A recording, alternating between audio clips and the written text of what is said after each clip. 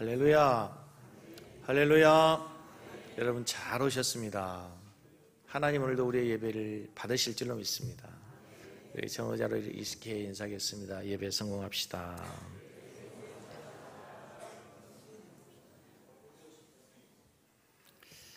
오늘 고린도 전서 8장 말씀을 가지고 바른 지식과 따뜻한 사랑을 겸비한 성도라는 제목으로 하나님 말씀을 전하겠습니다. 지금도 잊을 수 없는 생생하게 기억에 남는 그 한 사건이 있는데요. 제가 총신신학대학원 1학년 구약학 시간에 그 1학기 시간 강의를 잊을 수가 없습니다. 저희가 신대원 다닐 때만 해도 저희 학년에 저희 반에 아주 다양한 학생들이 있었습니다. 현직 그 신경정신과 의사도 있고, 또 네덜란드에 가서 농업학으로 박사 받은 사람도 있고, 사업체 경영하다 오신 분도 있고, 다양한 직업을 갖고 있는 분도 있고, 또 저처럼 이렇게 신학을 공부하고 정상적으로 이제 신학대학원에 입학한 사람도 있고 다양합니다. 그런데 이제 학생들이 1학년 1학기 시간이니까 얼마나 가슴이 뜨겁겠습니까? 여러분이 생각하는 것 이상으로 열기가 있고 뜨겁습니다. 그래서 이 교수님에게 이제 그 질문들을 질문하는데 얼마나 많은 질문들이 있는지 강의의 진도가 나갈 수가 없습니다. 근데 그 질문에 두 가지 종류가 있음을 알게 됩니다. 첫째는 진짜 몰라서, 진짜 궁금해서 공부하다가 몰라서 질문하는 진짜 질문이 있고, 어떤 질문은 자신을 과시하기 위한 질문입니다. 구약개론, 신약개론 먼저 한 권 읽고 나서 그 얄팍한 지식을 가지고 구약학 박사와 논쟁하려고 하고 교수님을 떠보려고 하고 은근히 자신을 과시하려는 질문인 거죠. 근데 이제 2학년이 지납니다. 3학년 2학기가 됩니다. 교수님이 강의하시고 마지막에 학생들이 질문하죠. 말씀하시죠. 여러분 질문하십시오. 여러분 질문하세요. 질문 좀 하세요. 아무도 질문하지 않습니다. 뭐가 달라진 걸까요? 신학을 공부하면 할수록 신학의 지식이 더해가면 갈수록 겸손해지더라는 거죠. 겸손해질 수밖에 없는 거예요. 오늘 고린도전서 8장 1절 말씀을 같이 읽도록 하겠습니다. 우상의 제물에 대하여는 우리가 다 지식이 있는 줄을 아나니. 지식은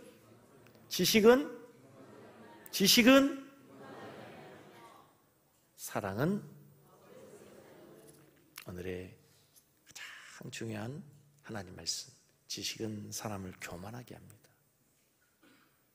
그러나 사랑은 덕을 세웁니다. 여러분, 신학교에서 공부하는 신학의 지식이 얼마나 중요합니까? 바른 지식이 얼마나 중요합니까? 그 바른 지식의 기초 위에 신학에 세워져야 바른 목회를 할 수 있거든요.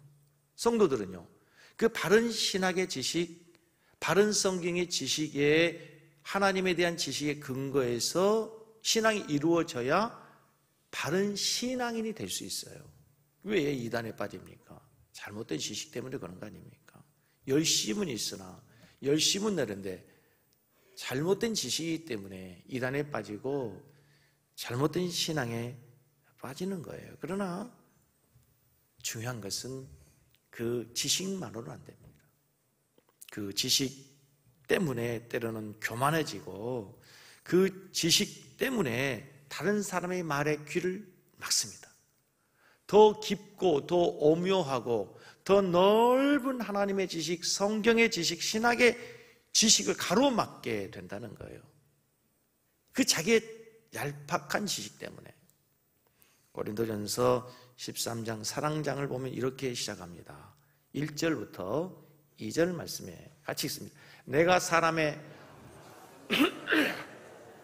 사랑이 없으면 소리나는 구리와 울리는 꽹과리가 되고,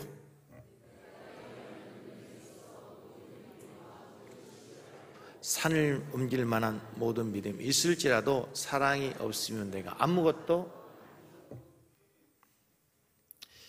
사람의 방언, 천사의 말을 하고 예언하는 능력이 있습니다. 모든 비밀, 모든 지식을 다 알아요. 그런데 사랑이 없으면 뭐라고요? 꽝이다는 거예요. 꽝이다. nothing이다. 아무것도 아니다는 거예요. 사람의 방언, 천사의 말을 하고 예언하는 능력이 있고 하나님의 놀라운 비밀을 깨닫는 지식을 알고 산을 옮길 만한 믿음도 있어요. 믿음도 좋아요. 그런데 사랑이 없으면 아무것도 아니다. 저는 우리 섬기는 교회 성도들이 그리고 우리 교회가 하나님을 아는 바른 지식이 있기를 바랍니다. 여러분이 가지고 있는 지식이 더 풍성해지기를 원합니다. 더 깊어지기를 바랍니다. 바른 신학은 대단히 중요합니다. 그러나 그것으로 끝나면 안 됩니다. 거기에 하나님의 사랑이, 따뜻한 사랑이, 풍성한 사랑이 더해지는 지식이 될 때 그 지식은 살아있는 지식이 될 줄로 믿습니다. 사랑이 없는 매바른 지식은 사람을 다치게 합니다. 사람을 정죄합니다. 사랑으로 포장된 부드러운 사랑에 포장돼 잘 써여진 바른 지식을 가지고 있어야, 바른 지식이라야 교회에 유익되고 자신의 신앙에 유익되고 공동체를 살리는 바른 지식이 된다는 거예요. 그래서 저는 각적인 바른 성경의 지식을 가르치기 위해서 때로는 어려워요. 때로는 힘들어요. 우리 성도님들이 이해하기 어려울지도 모르지만 성경을 책별로 강의하는 이유도 거기에 있어요. 자, 오늘 우리가 읽은 고린도전서 8장의 주제는 우상에게 드려진 제물을 먹어도 되냐, 먹지 말아야 되느냐라는 문제입니다. 이제 이 문제가 왜 심각한 문제로 되는 거냐면 고린도 지역이라고 하는 지역 자체가 우상 숭배가 심한 지역이라고 그랬습니다. 생각나시죠? 왜 옛날에 바닷가는, 항구 도시는 다른 지역에 비해서 우리나라도 우상이 심할 수밖에 없어요. 왜냐하면 자연의 재해에 의해서 많은 사람이 생명을 잃게 되기 때문에 바다에 갈 때 바다의 신에게, 바람을 주관하는 신에게 제사를 지내고 우상을 숭배할 수밖에 없었어요. 그래서 고린도 시장에 나오는 그 고기들, 고린도 시민들이 먹는 대부분의 고기들은 일단 우상의 신전에 드려지고 난 다음에 팔려지는 고기가 대부분이었다는 거예요. 그래서 이제 신전에 바쳐진 고기, 우상에게 제사된 고기를 먹으려 하니 신앙을 갖고 있는 사람들 중에 옛날에는 없었는데 이제 꺼림직한 문제가 생기게 됐어요. 우상에게 바쳐진 제물이니까 이것을 먹어도 된다? 아니야. 우상에게 드려진 제물을 어떻게 먹을 수 있어? 먹을 수 없다고 생각하는 사람도 있단 말이에요. 하나님이 지으신 모든 것 감사함으로 받으면 된다 했는데 감사하게 먹고 감사히 기도하고 먹으면 되지 그게 무슨 상관이야 라고 하는 사람이 있을 수 있지만 어떤 사람은 아니라는 거죠. 먹을 수 없다는 거죠. 그때 가장 중요한 것은 누가 목소리가 세느냐, 다수결의 원칙이 누가 더 많은 사람이 지지하느냐, 누가 신앙의 연륜이 높냐, 그것이 기준이 아니라 우리의 기준은 항상 뭐가 돼야 되죠? 하나님의 말씀인 성경의 기준이 돼야 돼요. 오늘 이 우상의 제물에 대해서 성경은 뭐라고 말씀하냐면 고린도전서 8장 4절에서 6절 말씀을 제가 쉽게 요약하면 우상은 아무것도 아니다는 거예요. 고린도 지역 사람들이 섬기는 우상이란 뭐냐면 대부분 다 자연신이에요. 자연신. 그러니까 우리로 쉽게 설명하면 마을 입구에 들어가는 입구에 커다란 뭐가 있어요? 당산나무, 정자나무, 당산나무가 있어요. 그걸 왜 마을마다 그게 심겨졌어요? 마을을 지키는 수호신이라는 거야, 그게. 대부분 마을 입구에 보면 큰 나무가 있죠. 저희 마을에도 들어간 입구에 큰 그 나무가 있었는데요. 지금 가서 보니까 다시 들어가고 죽어가더라고요. 근데 그 나무에게 또는 큰 바위 밑에 옛날에 우리가 등산하다 뭐 하다 보면은 바위 밑에 뭐 이렇게 촛불 켜놓고 뭐 제사하는 거 있잖아요. 여러분, 당산나무 밑에 들여진 그 고기, 잠깐 있다 온 고기가 거기 갔다 왔다고 변한 게 아니라는 거예요. 다른 말은 나무, 돌 밑에 있던 고기가 무슨 상관이냐? 고기가 변했다는 거예요? 변함이 없다는 거예요. 그 고기는 들여진 거나 들여지지 않는 것이나 아무 상관이 없다는 거예요. 그러니까 하나님에 대한 지식과 우상에 대한 지식이 바르게 있는 사람에게 있어서는 그 재물은 문제가 돼야 안 돼요? 안 되는 거예요. 그런데 문제는 원래 어릴 때부터 우상에게 제사를 드리며 사는 사람들이 있었어요. 늘 우상에게 제사하는 사람들이 어느 날 예수를 믿게 됐어요. 그 사람은 일평생 어떤 생각으로? 진짜 우상이 있는 걸로 생각했단 말이에요.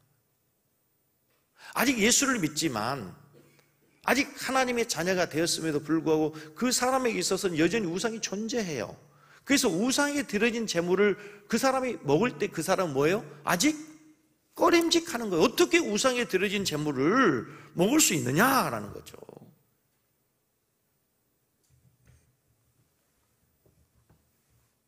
우상이라고 생각하고 우상의 재물을 먹는 사람에게는 그것을 먹을 때는 꺼림직하게 되고 죄가 된다는 거예요. 그런 교인에게, 그런 성도, 연약한 성도에게는 그 고기가 중요한 문제가 되는 거예요. 그런데 고린도 교회 성도들 가운데에는 특히 자기 나름대로 올바른 지식을 갖고 있다, 우상은 아무것도 아니다 라고 생각하는 사람 중에는 자신의 신앙을 과시하기 위해서, 믿음을 과시하기 위해서 일부러 신전에 가서 우상에게 드려진 고기를 보란듯 먹는 사람도 있었던 것 같아요. 그 모습을 보고 양심의 꺼리낌이 있는 사람, 아직 우상의 재물에 대해서 자유가 없는 사람은 억지로 그 사람이 먹으니까 그 우상에 드려진 재물을 먹는 일이 있을 수 있었단 말이에요. 그 사람은 양심의 꺼리낌이 있고 우상에 드려진 것이라고 믿고 있기 때문에 그 고기는 귀신에 속한 고기가 되고 마는 거예요. 그래서 그는 우상 숭배하는 것과 같은 죄를 범하게 된단 말이죠. 그래서 우리 중에 중요한 건, 교회는 신앙이 다양해요. 신앙의 성숙도가 다양해요. 하나님에 대한 지식이 다양한 사람이 모여 있어요. 믿음이 강한 사람도 있고 믿음이 연약한 사람, 하나님에 대한 지식이 많은 사람도 있고 적은 사람도 있어요. 믿음이 강한 사람은 고기를 먹을 수 있어요. 그러나 믿음이 약한 사람은 먹을 수 없을 때에 바울이 로마서에도 똑같은 문제가 있었던 것 같아요. 로마 교회도 로마서 14장 1절부터 3절을 보시면 이렇게 되어 있습니다. 믿음이 연약한 자를 너희가 받되 그의 의견을, 오늘은 조금 설교가 지식적인 설교이기 때문에 조금 어려울 수도 있지만 잘 따라오시기 바랍니다. 정신 똑바로 차리고. 자, 다시. 어떤 사람은 모든 것을, 믿음이 연약한 자를 너희가 받되 그의 의견을 뭐하지 말아라? 비판하지 마라. 어떤 사람은 모든 것을 먹을 만한 믿음이 있고 믿음이 연약한 자는 채소만 먹느니라. 먹는 자는 먹지 않는 자를 업신여기지 말고, 먹지 않는 자는 먹는 자를 뭐 하지 말라? 고린도 교회와 똑같은 거예요. 여기 채소만 먹는다는 얘기는 뭐예요? 고기 안 먹는다는 거죠. 우상에 드린 고기는 안 먹어 라고 하는 사람들이 있었단 말이에요. 그래서 먹는 사람은 아유 그것도 못 먹어?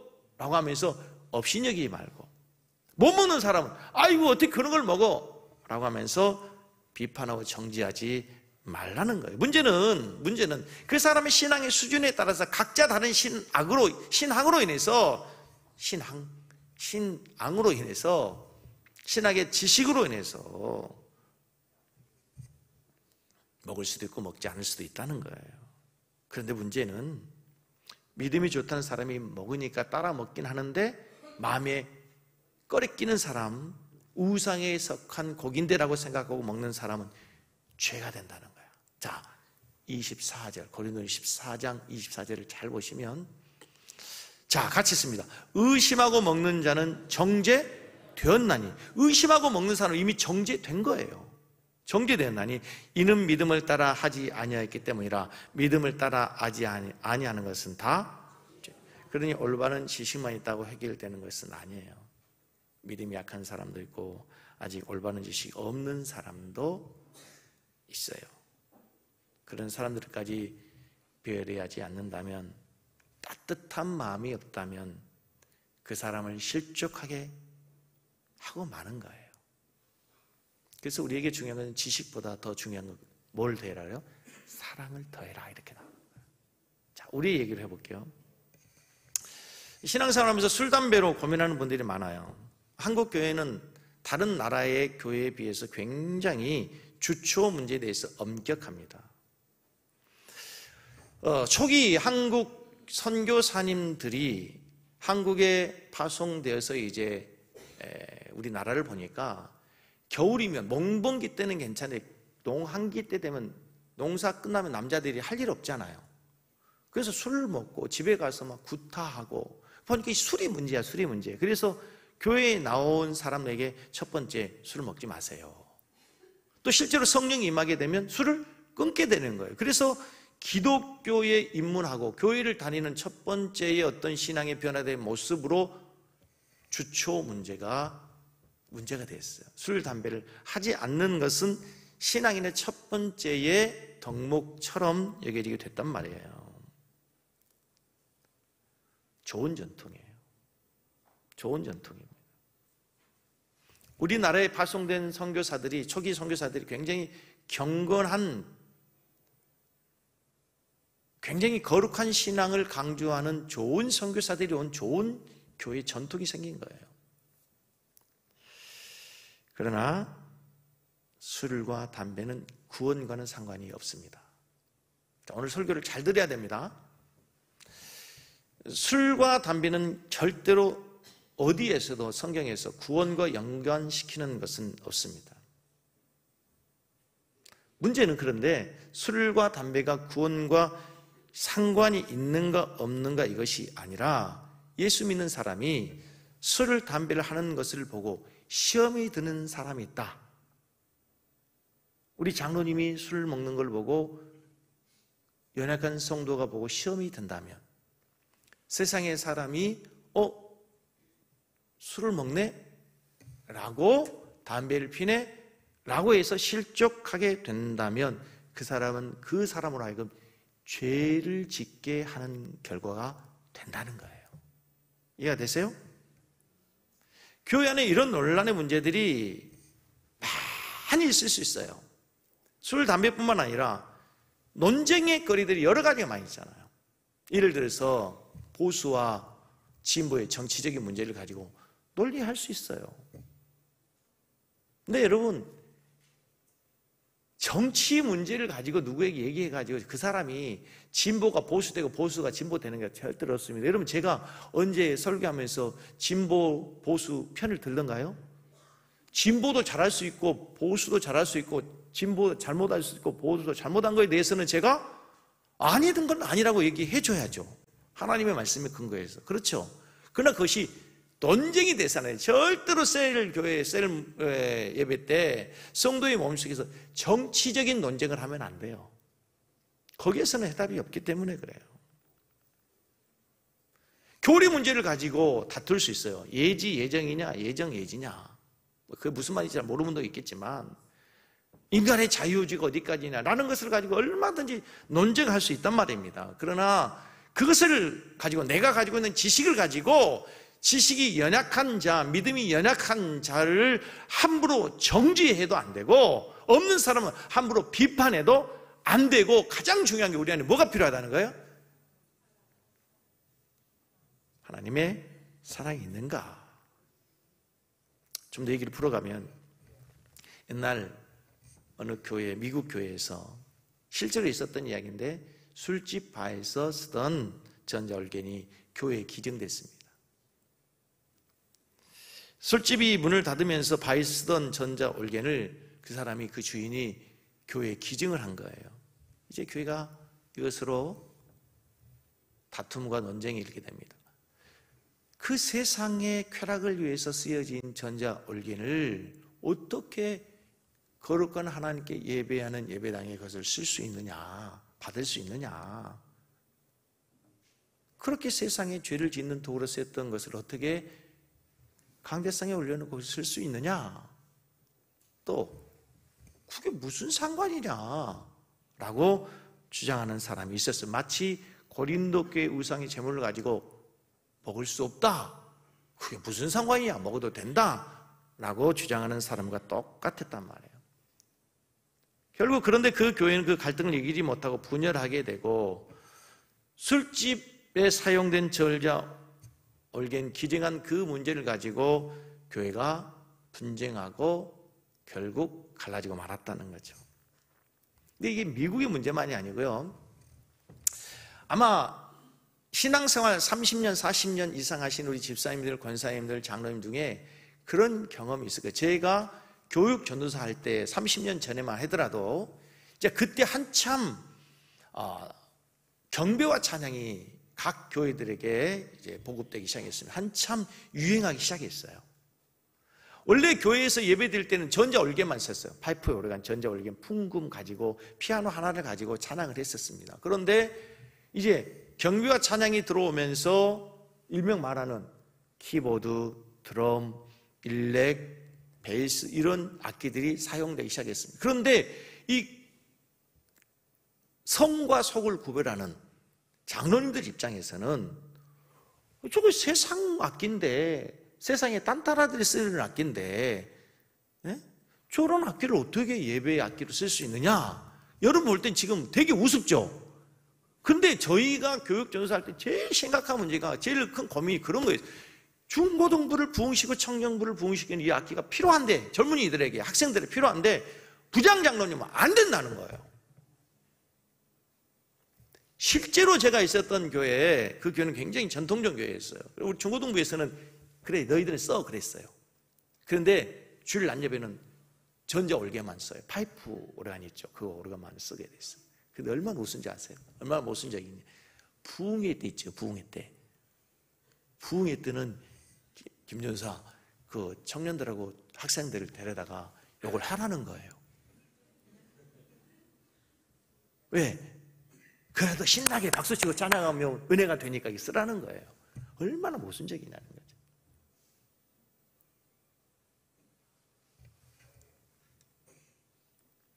신앙에서 여러 가지 많은 논쟁이 있을 수 있어요. 교리적인 문제를 가지고도. 성령 충만함이 뭐냐? 성령 세례가 뭐냐? 방언이 진짜 있느냐 없느냐? 그러나 기억해야 됩니다. 중요한 것은, 올바른 지식은 중요합니다. 그러나 못지않게 중요한 것은 다른 사람에 대한 배려, 믿음이 약한 사람에 대해서 그 사람을 이해하고 영적으로 교만하지 않고 영적으로 배려해주는 따뜻함을 잃어버리면 자기가 갖고 있는 지식이 아무리 참이랄지라도 그 지식은 사람을 살리는 지식이 아니라 뭐요? 실족해 하는 지식이다. 아멘? 그래서 예수님을 정말 믿는 사람이라면, 우리 안에 진짜 하나님의 성령이 있는 사람은 사람 함부로 정죄하지 않아요. 하나님의 성령은 따뜻한 성령, 그래서 연약한 자를 배려해요. 예수님의 마음은 연약한 자를 긍휼히 여겼어요. 낮은 자를 더 긍휼히 여겼어요. 불쌍히 여겼어요. 민망히 여기셨다 그랬어요. 유기성 목사님의 글에 보면은요, 염소를 기르는 장로님 이야기가 나옵니다. 장로님이 염소를 길러보니까 염소가 참 재밌는 동물이라는 거예요. 염소는 굉장히 열이 많아서 우리 이제 보양식으로 굉장히 좋아하는 그런 음식이지 않습니까? 동물이지 않습니까? 음식이 아니고 동물이지 않습니까? 근데 이 염소를 가만히 보니까요, 겨울이면 추운데 자기들 몸에 열이 있으니까, 추우니까 서로 같이 붙어 있으면 추운 겨울을 이겨낼 수 있잖아요. 그런데 추우면 떨어진다는 거야. 더우면, 여름에는 자기 몸에 열이 있으니까 같이 붙어 있으면 어떻게 해요? 더우니까 서로 떨어져 있어야 되는데 오히려 여름에는 같이 붙어 있더라는 거예요. 도대체 이게 왜 그러냐? 도대체 무슨 이유냐? 장로님 해석이 재밌어요. 염소가 남 잘 되는 것을 못 보는 놈이라는 거야. 내가 추워도 내가 더워도 네가 따뜻해지면 내가 안 가. 시원해지면 내가 가서 붙어. 성경에는 여러분 참 묘한 비유가 나옵니다. 하나님의 심판대 앞에 서 있는데 오른쪽과 왼쪽을 나누어 오른쪽에는 양, 왼쪽에는 염소가 나옵니다. 못된 짓하고 잘못된 짓하고 하나님께 인정받지 못하는 염소에 비유하는 거예요. 행여라도 우리 성도들 가운데 염소 같은 마음을 가진 성도는 없길 바랍니다. 자, 다시 본론으로 돌아가세요. 에베소서 4장 15절 말씀에 보면 오직 사랑 안에서 참된 것을 하여 범사에 그에까지 자랄지라. 오직 사랑 안에서 참된 것을 해라. 참된 것을 하는데 못 안에서 해라고요? 아니, 참된 것을 하는데 앞에 못 안에서 하라고? 사랑 안에서. 다시, 우리가 아무리 참된 것이 있어요, 옳은 것이 있어요, 바른 것이 있어요. 그러나 그것도 못 안에서 하라고요? 사랑 안에서 해야 된다는 거예요. 사랑 안에서 해야 된다는 거예요. 이것이 중요해요. 우리 믿음이 성장해야 돼요. 그리스도의 잔량성한 분량에 이르도록 믿음이 성장해야 되는데 믿음의 성장도 사랑 안에서 성장해라. 사랑 안에서 이루어진다. 여러분 참 신앙인이냐 아니냐, 그 얼마나 많은 지식을 갖고 있느냐, 얼마나 많은 성경을 아느냐가 아니라 그의 모든 삶이 그리스도의 사랑 안에서 이루어지고 있느냐, 이게 중요하단 말이에요. 그러니까 우리가 생각하는 것과 하나님 말씀은 전혀 다른 거예요. 진짜 그리스도인이냐 아니냐를 구별하는 것은 성경의 지식이 아니라는 거예요. 신학적 지식도 아니라는 거예요. 그 얼마나 많이 금식했느냐도 아닌 거예요. 그 안에 뭐가 있느냐? 사랑이 있느냐. 그래서 우리가 올바른 지식은 중요해요, 중요하지 않아요? 성경의 바른 지식이 중요해요, 중요하지 않아요? 대단히 중요해요. 대단히 중요해요. 그러나 그 지식 외에 그 마음의 중심에 예수님의 마음, 예수님의 생각, 예수님의 따뜻한 배려, 이게 있느니까 이게 더 중요하다는 거예요. 자, 우리 교회가 섬기는 교회 아닙니까? 섬기는 교회라고 이름을 짓는 이유는 간단해요. 하나님과 세상을 바르게 섬겨보자는 거예요. 우리가 어떻게 하나님과 세상을 바르게 섬길 수가 있습니까? 우리 교회가 세상 사람들에게 진짜 섬기는 게 좋은 교회라고 소문날 수 있는 이유가 어디에 있을까요? 간단해요.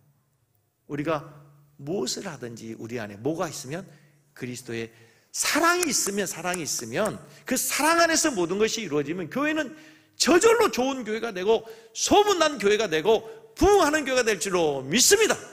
김 목사가 좀 설교 잘 못해도 괜찮아요. 좀 괜찮아요. 고린도 전서 8장을 읽어야 되는데 고린도 후서 8장을 읽었어요. 그래서 좀 괜찮아요. 사랑이 있으면 다 용납이 된단 말이야.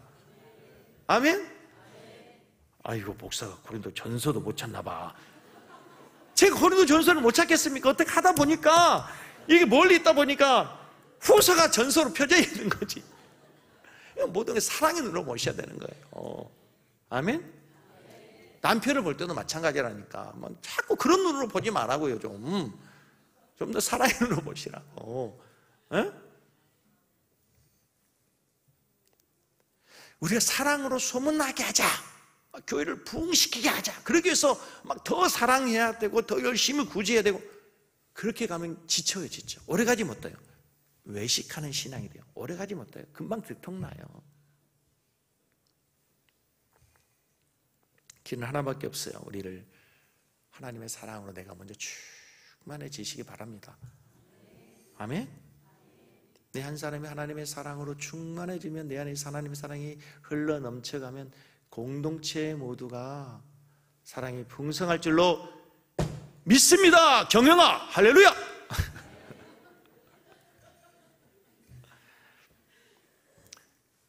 오늘 본문 말씀을 보면은요, 내가 1부 예배 때는 안 가르쳐 줬거든.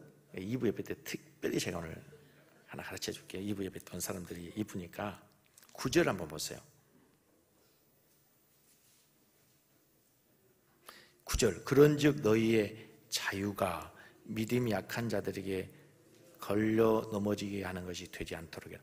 자유라는 단어 앞에 아라비아 숫자 3이 있죠. 1이 있어요? 1이 있든지 2가 있든지 3이 있든지 성경마다 다를 수 있는데 그 밑에 보면 권리라는 단어가 뭐에 있어요? 자유라는 단어 밑에 뭐가 있어요? 권리라는. 그러니까 우리가 먹을 수 있는 권리도 있고 먹지 않을 권리도 우리에게 있는 거예요.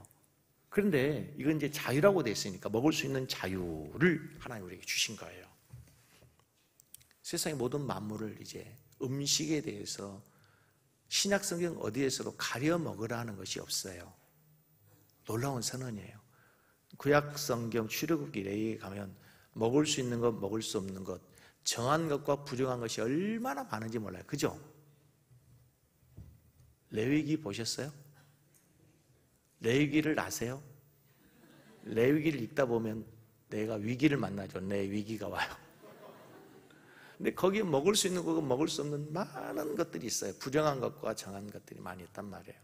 구약에는 먹을 수 있고 먹을 수 없는 것들이 많았어요. 그런데 신약에 와서는 그런 것이 아예 없어요. 왜? 그리스도께서 우리에게 뭘 주신 거예요? 자유를 주신 거예요. 예수 그리스도의 십자가 안에서 이제 그 먹고 안 먹는 것, 절기를 지키고 안 지키고 이게 다 폐해진 거예요. 우리에게 자유를 주셨단 말이에요. 그래서 이제 무슨 일이 있어도 우리가 예수 그리스도 안에서 얻은 이 자유를 잃어버리면 안 됩니다. 갈라디아서 5장 1절을 보세요. 그리스도께서 우리를 자유롭게 하려고 자유를 주셨으니 그러므로 굳건하게 서서 다시는 종의 멍에를 매지 마라. 명심해야 될 말씀. 그리스도의 죽으심으로, 십자가의 죽으심으로 이제 우리에게 자유가 주어졌어요. 모든 것에 자유할 수 있어요. 자, 그런데 5장 13절에 계속 가다 보면 거기서 끝나지 않고 13절에 가서 보면 같이 읽어요. 형제들아 너희가 자유를 위하여 부르심을 받았으나 그러나 그 자유로 육체의 괴를 삼지 말고 오직 사랑으로 서로 그리스도께서 우리에게 자유를 주셨다 그랬죠.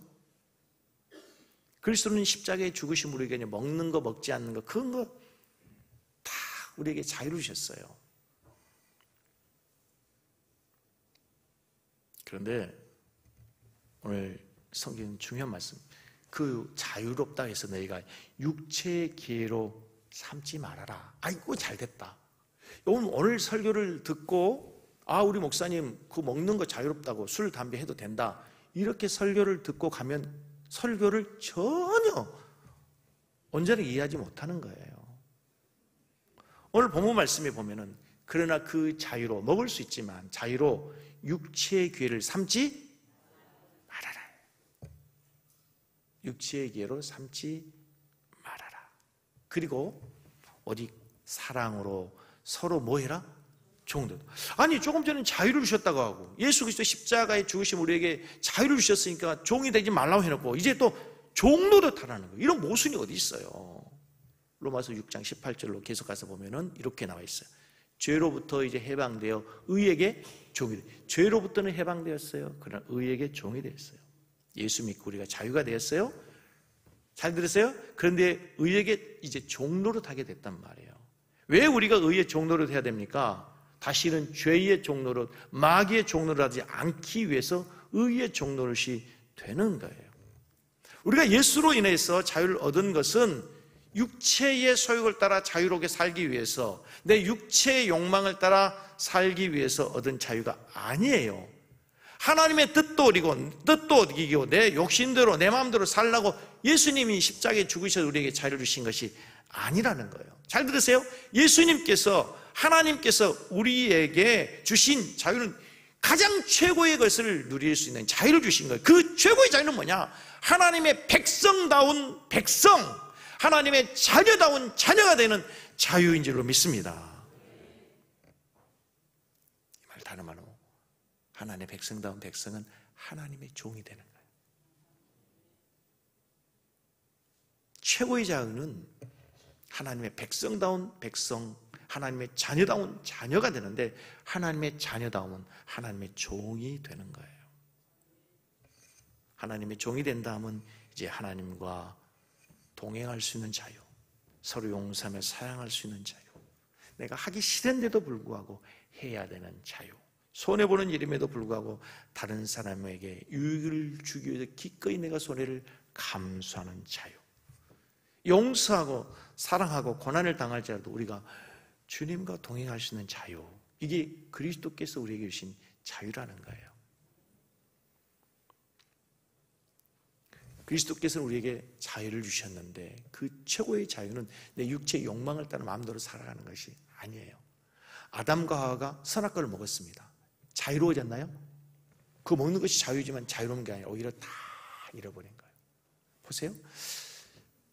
고기는 물속에서 삽니다. 강에서 살고 바다에 삽니다. 자유롭죠?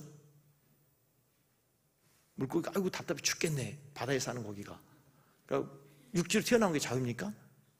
그건 죽음. 그 고기는, 물고기는 바다에서 마음껏 사는 게 자유인 거예요. 땅으로 나온 게 자유가 아니에요. 하늘을 나는 새는 하늘을 나는 것이 자유. 아이고 나 답답해 죽겠네, 나 물속으로 들어가면 자유입니까? 죽는 거예요. 우리가 자유를 얻었어요. 근데 그 자유는 어디 안에 자유냐면 내 육체의 욕망대로 마음대로 사는 게 자유가 아니라 하나님의 말씀 안에서 자유입니다. 하나님의 종이 되는 자유인 걸로 믿으시기 바랍니다. 자, 이제 다시 본문으로 와서 결론을 맺어야 되는데, 예수님은 나에게 우상의 제물을 먹을 수 있는 자유를 주시기 위해서 십자가에 죽으셨는데, 아직 믿음이 연약해서 우상의 제물을 먹을 수 없는 그 성도에게도 자유를 주시기 위해서 죽으셨어요. 이해되시죠? 그렇다면 우리도 내 자유로 인해서 연약한 성도가 믿음에 실족하거나 넘어지게 해서는 안 되는 거죠. 그 사람이 넘어지게 하는 것은 그리스도에게 죄를 짓게 하는 것이라고 나와요. 고린도서 8장 12절. 이같이 너희가 형제에게 죄를 지어 그 약한 양심을 상하게 하는 것이 곧 그리스도에게 죄를 짓는 것이냐. 이해되시죠? 내가 자유로우니까 마음껏 마실 수 있지만 연약한 사람이 그것으로 인해서 실족한다면 그것은 그리스도에게, 그 사람에게 자유를 준, 연약한 성도에게 자유를 준 건데 그것이 실족한다면 그리스도에게 죄를 짓게 되는 거라는. 그래서 바울이 이렇게 고백해요. 결론이에요. 13절을 같이 읽습니다. 그러므로 만일 음식이 내 형제를 실족하게 하면 나는 영원히 고기를 먹지 아니하여 내 형제를 실족하지 않게 하리라. 이게 결론이에요. 바울은 음식을 먹을 수 있어요. 우상에게 드려진 음식은 아무것도 아니에요. 그러나 그것으로 인해서 그 음식 때문에 내 형제가 실족한다면 나는 그까지 고기 영원히 먹지 않을 것이다. 이해가 되세요? 우리 성도들의 신앙의 고백이 되기를 원합니다. 다시 13절 우리의 신앙의 고백으로, 결론으로 고백합니다. 만일 음식이 내 형제를 실족하게 하면 나는 영원히, 다시 시작. 만일 음식이 내 형제를 실족하게 하면 나는 영원히 고기를 먹지 아니하여 내 형제를 실족하지 않게 하리라. 아멘. 결론을 내리겠습니다. 오늘 설교가 조금 길기 때문에 특성을 안 했어요. 결론이, 오늘 베드로 사도의 이야기를 들어보면 우리의 신앙의 성숙이 무엇인가를 나타내는데, 신앙의 성숙의 단계가 있습니다. 자, 그림 한번 보여주세요. 베드로 후서 1장 3절부터 7절까지 보면은, 자, 이렇게 나와 있어요. 너희가 힘써 믿음의 덕을, 덕의 지식을, 지식의 절제를, 절제의 인내를, 인내의 경건을, 경건의 형제 우애를, 형제 우애에 사랑을 더해라. 베드로 후서 1장 3절에서 7절까지 이렇게 되어 있어요. 그러니까 우리의 신앙에 가장 먼저 무엇으로 구원을 받아요? 믿음으로 받는 거예요. 믿음이 신앙의 출발이에요. 그 다음에 한 단계 더 올라가면 이제 덕을 쌓아야 된단 말이에요. 덕. 덕이 뭔지 하면 불교에서 말하는 덕이 아니고, 이제 한번 설명을 드릴 수 있는 기회가 있으면 드릴게요. 그 다음에 뭐가 있어야 돼요? 하나님에 대한 지식이 있어야 돼요. 그래 바른 신앙이 돼요. 그 다음에 절제해야 되고, 인내해야 되고, 경건, 우애, 맨 마지막에 뭐가 있어야 돼요? 이걸 더해야 해요. 마지막 최종적인 신앙의 성숙의 단계는 뭐가 있어야 돼? 사랑이 있어야 돼. 사랑이. 골로새서 3장 14절에도 이렇게 나와 있어요. 같이 읽습니다. 이 모든 것 위에 사랑을 다하라. 이는 온전하게 맺는 뜻. 이 모든 것 위에 뭘 더해라? 이것이 우리를 온전하게 매는 띠래요. 사랑으로 하나 되어야 되는, 사랑으로 돼. 로마서 13장 10절 말씀 다시 읽겠습니다. 사랑은 이웃에게 악을 행하지 아니하니 그러므로 사랑은 율법이 뭐다? 완성해야 돼. 알고 있는 말씀대로 율법의 완성은 사랑이에요. 마지막 고린도전서 13장 13절 같이 읽습니다. 그런즉 믿음, 소망, 사랑,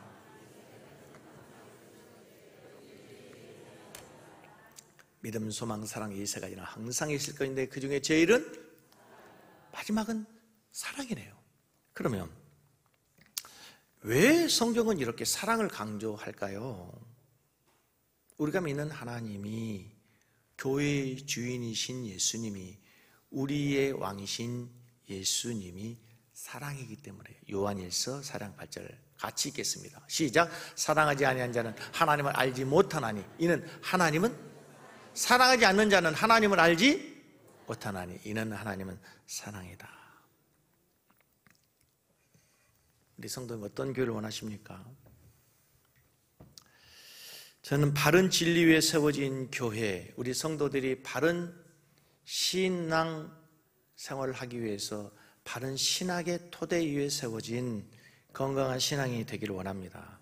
그러나 지식만 있으면 메마릅니다. 쉽게 사람을 정죄하고 판단할 수 있습니다. 저는 우리 교회 이런 교회 됐으면 좋겠어요. 주일이 기다려지고 우리 성도들이 그리워서 주일이 너무너무 기다려지는 거예요. 그래서 성도를 만나면 쉼과 안식이 있어. 만나면 세상에 막 근심이 있고 걱정이 있었는데 쉼과 안식이 있는 교회. 주일이 기다려지고 사람이 그리워지며 성도들이 그리워지고 성도를 만나면 쉼과 안식이 있는 교회가 되었으면 좋겠어요. 하늘에는 별이 있고 땅에는 꽃이 있으며 교회에는 그리스도의 사랑이 있어야 될 줄로 믿습니다. 그런 게 우리 교회 됐으면 좋겠어요. 바른 지식 위에 따뜻한 사랑으로 성도를 배려하는 성숙한 성도들로 우리 교회가 더욱 좋은 섬기는 교회 되기를 원합니다. 아멘. 충만이라는 찬양을 드리고 오늘 말씀을 생각하면 기도하겠습니다.